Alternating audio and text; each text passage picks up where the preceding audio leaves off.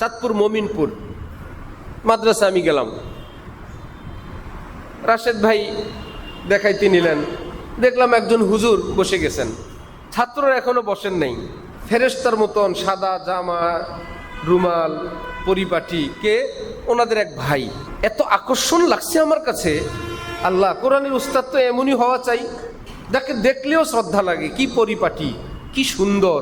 এক উস্তাদ ঘুম থেকে উঠেন পরে পর্দার ভিতর থেকে ডাকেন, তোমরা উঠো, যাও উজু করে আসো। ছাত্ররা যখন ফুল বসে যায়, ওস্তাদের ঘুম ভাঙে না। তারপরেও দায়িত্বের কারণে ওস্তাদ উজু ছাড়া আসে। ছাত্ররা দেখে হুজুর উজু করে নাই। যখন নামাজের ছুটি হয়, হুজুর তখন উজু করতে যায়। এই একজন উস্তাদ। আরেকজন উস্তাদ, ছাত্ররা যখন উঠবে, তিনি উঠলেন, হালকা মৃদু আওয়াজে ডাক দিলেন, যে আওয়াজটা ছাত্রদের কানেও যায়, মনে হয় তাদের বাবা ডাক দিলেন, তাকে মা ডাক দিলেন। কোনো নিষ্ঠুর মানুষ ডাক দেয় নাই, কোনো নিষ্ঠুর ডাকটা, বড় আদরের ডাক। হযরতওয়ালা করাচি ওনার খানকায়। আমাদের হযরতরা যখন যান, সেখানের এক দৃশ্য। হযরতওয়ালা করাচি ডাক দেন, খলিফা, সারা পৃথিবীর পীর সাহেব সবাই, সেই পীর সাহেবরা খানকায় ঘুমাইছে। হযরতওয়ালা আমাদের শায়েখ বলেন, করাচির হযরত ডাক দিয়ে উঠান, এদিক থেকে উঠে যায়, ওই মাথা গেলে এই মাথা আবার শুয়ে যায়। ঘুম তো এমন জিনিসই। হযরত আবার ওই মাথা থেকে যখন গুলিস্তানের হকারের মতন, পুলিশ আসলে উঠায়, পুলিশ সামনে দেওয়া যায়, পিছন দিয়ে আবার দোকান বসায়। এবার হযরতওয়ালা এদিক গেলে উঠে, ওদিক গেলে আবার শুয়ে যায়। হযরত দেখেন, বললেন, তুম লোক উঠকে সো যাতে হো, উঠা আবার ঘুমায় যাও ভাই, উঠে আবার ঘুমায় যাও।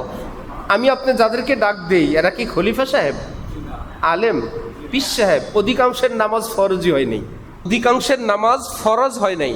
সে যদি টানা ঘুমায় দুপুর পর্যন্ত, কোনো অসুবিধা নাই, ফরজই হয় নাই তার। সে মানুষটাকে আমার আপনার ডাক দিতে ওই অনুভূতিটা যদি ভিতরে থাকতো, সে যদি আজকে বাড়িতে থাকতো, কত ঘুমাইতো। তার সমবয়সীরা স্কুল কলেজে পড়ে, নামাজই পড়ে না, নামাজ তো তার ফরজই হয় নাই।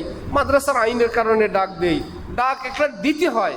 জল্লাদ যেরকম বাদশার ছেলেকে শাস্তি দেয়, একবার বাদশার দিকে তাকায়, বাদশা বলল, মারো বেত তো মারে, বাদশার চোখের দিকে তাকায়, আবার বাদশা নারাজ না হয় যে মারতে বলছি, এরকম নিষ্ঠুর মায়ের। আমি মারার জন্য বললাম, নিষ্ঠুরতা তো করতে বলি নাই। বেত একটা মারে, আবার তাকায়, আবার মারে, আবার তাকায়। আদেশের কারণে মারতেও হয়, আবার বাদশার সন্তুষ্টিও দেখতে হয়। ঠিক মাদ্রাসার আইন, বাচ্চাটাকে ডাক দিতেও হয়, আবার আল্লাহ যদি নারাজ হয়ে যান, সেই দিকেও তাকাইতে হয়। আদরের সুর। এবার উস্তাদজি ছাত্রদেরকে ডাক দিয়ে ওযু করলেন, এই ফাঁকি 2 রাকাত পড়ে নিলেন, লাইট জ্বালায় দিলেন। সচেতন বাচ্চা 2-1টা ঝাপ করে উঠে গেছে। এবার পাশেরটারে বললো, হুজুর উঠে গেছেন।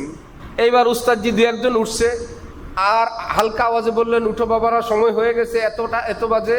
ওস্তাদজি তেলাওয়াত শুরু করে দিছেন, কিংবা 1-2জন যারা উঠে গেছে তারা সবক শুনান শুরু করে দিছে। বাকিরা শুয়ে থাকতে পারবে? এই দৌড়, আরে লাইট জ্বালা দিছে, হুজুর বসে গেছেন, হুজুর কখন উঠছেন? আর ওই যে উস্তাদজি পর্দার ভিতর থেকে থাপ্পড় দিলেন, সে একজন উস্তাদ। সবাই বসার পর নামাজের ছুটির আগ পর্যন্ত বিনা উজুতে কোরআন শুনলেন। নামাজের ছুটি হলে উজু করতে গেলেন, উজু করে এসে সুন্নতবিহীন নামাজে দাঁড়ায় গেলেন। ছাত্ররা দেখেন, এগুলো আপনি বেদ দিয়ে মানুষ করবেন?